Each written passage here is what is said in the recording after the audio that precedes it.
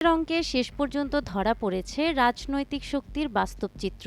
Ballot গণনার পর দেখা গেছে একটি গুরুত্বপূর্ণ আসনে প্রত্যাশার নিচে নেমেছে কয়েকটি দলের ভোট প্রাপ্তি। এর মধ্যে জামানত হারানোর তালিকায় রয়েছে জাতীয় পার্টির প্রার্থীও। জাতীয় সংসদ নির্বাচনে রংপুর ৪ আসনে বৈধ মোট ভোটারের ১/৮ কম ভোট পাওয়ায় জামানত হারাতে যাচ্ছেন জাতীয় পার্টিসহ ৭ জন প্রার্থী। পীরগাছা ও কাউনিয়ার সহকারী রিটার্নিং অফিসার ঘোষিত ফলাফলে দেখা যায়, এ আসনে মোট বৈধ ভোট পড়েছে ৩,২৮,৫০০টি। নির্বাচনী বিধি অনুযায়ী ন্যূনতম ৪১,০৬৩ ভোট না পেলে প্রার্থীর জামানত বাজেয়াপ্ত হয়।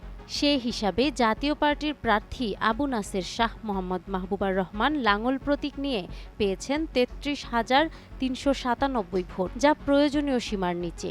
এছাড়া বাংলাদেশ খেলাফত মজলিসের আবু শাহমার রিকশা প্রতীকে পেয়েছেন ৩৩৭ ভোট। বাংলাদেশ কংগ্রেসের উজ্জ্বল চন্দ্র রায় ডাব প্রতীকে পেয়েছেন ৫৪০ ভোট।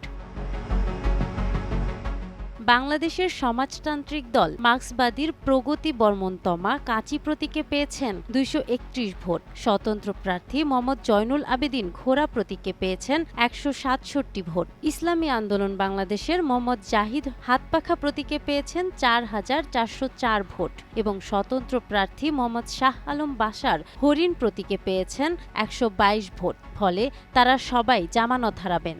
উল্লেখ্য যে রংপুর ৪ আসনে মোট ভোটার সংখ্যা ছিল ৫,০৫,২৫৮ জন। ভোটের হার ছিল ৬৬.৬৫%।